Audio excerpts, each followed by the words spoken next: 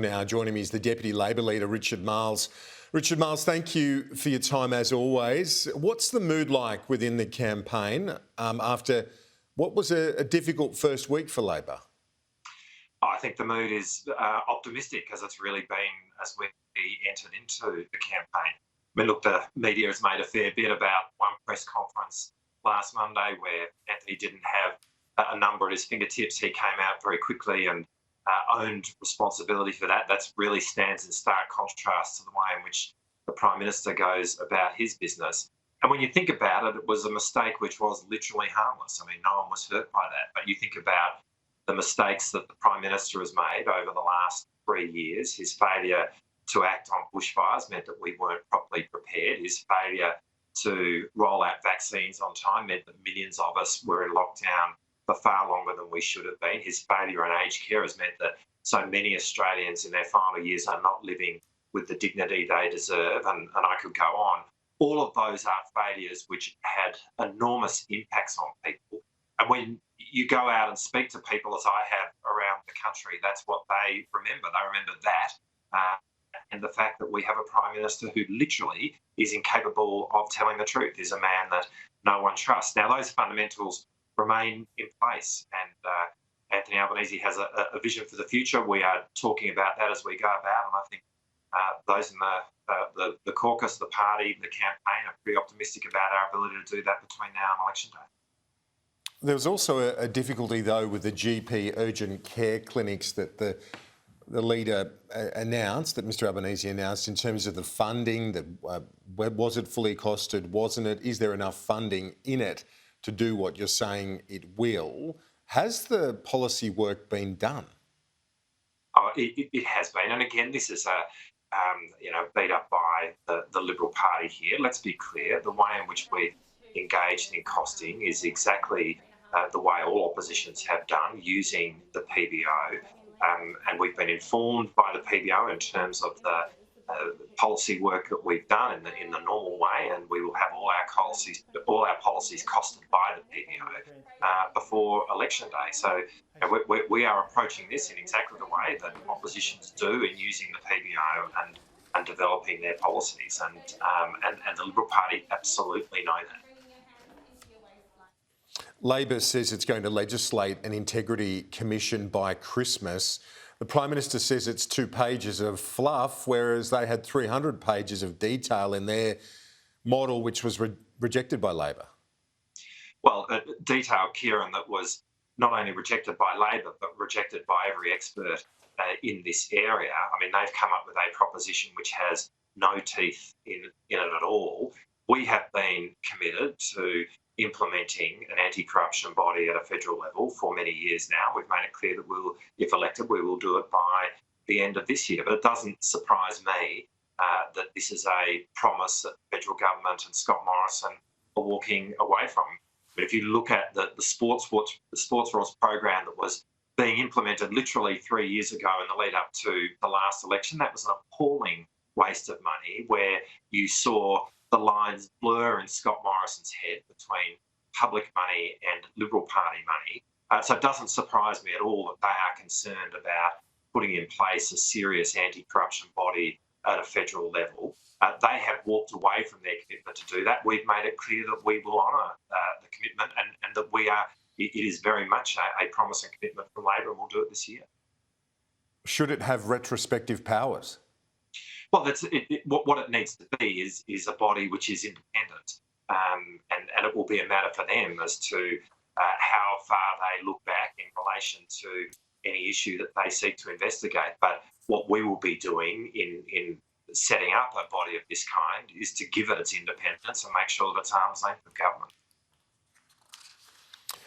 Let's look at this Liberal candidate in Warringah, Catherine Deves. The Prime Minister says that she's making a point that many people would agree with, although that the way she did it, she says she no longer feels comfortable with. She's apologised for that. But will there be a lot of voters, not just Liberal voters, but more broadly, people who support her general argument about protecting the rights of women and girls in sport? Well, I think the comments that Catherine Deves made, I think, were offensive. I yes, she's apologised for them. But it's not just me who makes that observation. This is an observation that's been made by members of Scott Morrison's own party in New South Wales. The New South Wales Treasurer has made it clear that he feels deeply uncomfortable with the comments that Catherine Deves made. It would appear that Dave Sharma, a member of Scott Morrison's own team, agrees with Matt Keane in his observations. And again, this demonstrates that what we've got is a very deeply divided Liberal Party across the country, particularly though in New South Wales, where frankly their internals are a bin fire. And I think, again, we're just seeing an example of that in terms of how the whole issue around Catherine Deves' endorsement is playing out. She was a captain's pick of Scott Morrison. He very much owns her candidacy in that sense. And he needs to take responsibility for this. And clearly he's got divisions within his own party around the whole question. Candidates from all the parties over the years, you'd be well aware, all too aware of the fact that they do write things, say things. Over the years, we've seen Labor candidates as well embarrassed by different bits and pieces. Is the solution just to disendorse, to dump them, or are people allowed to have some sort of past here?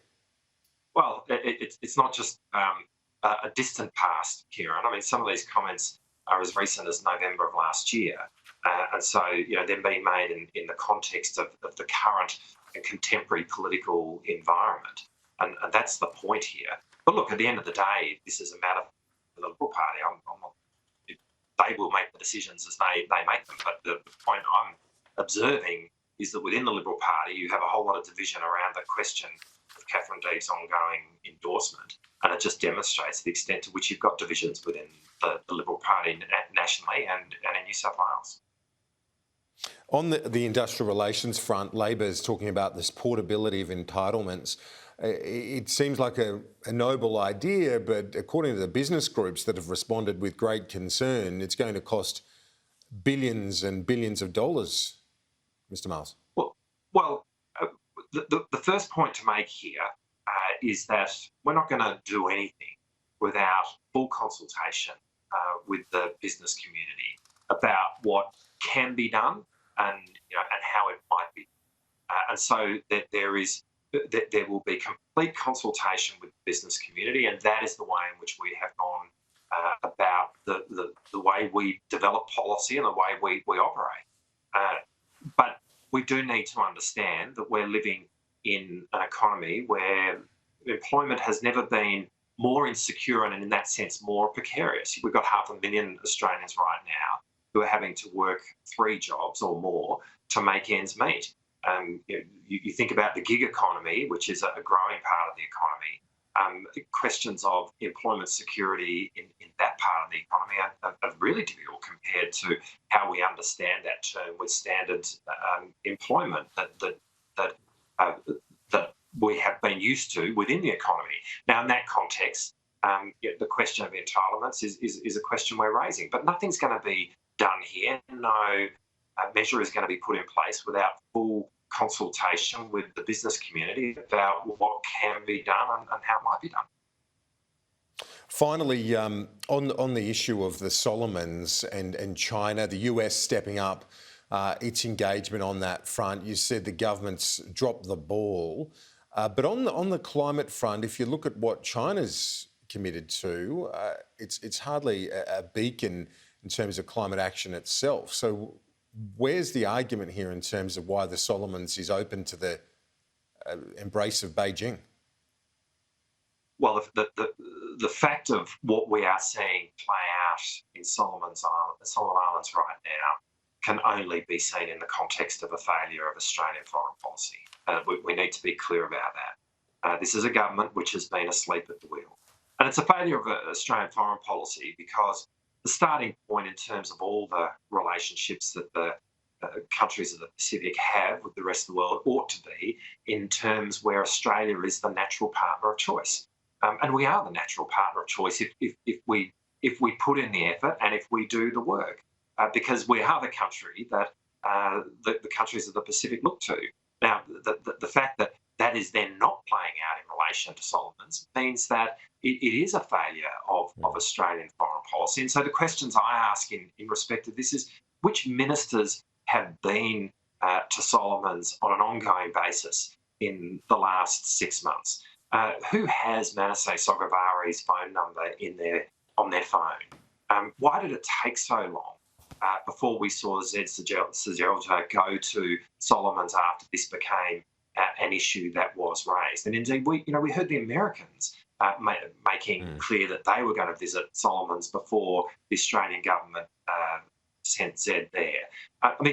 These all speak to the fact that under Scott Morrison, they talk a game around the Pacific Step Up, but when it actually comes to putting in the effort, putting in the work, building the relationships such that these issues can be worked through, they have been asleep at the wheel and they have simply not been present.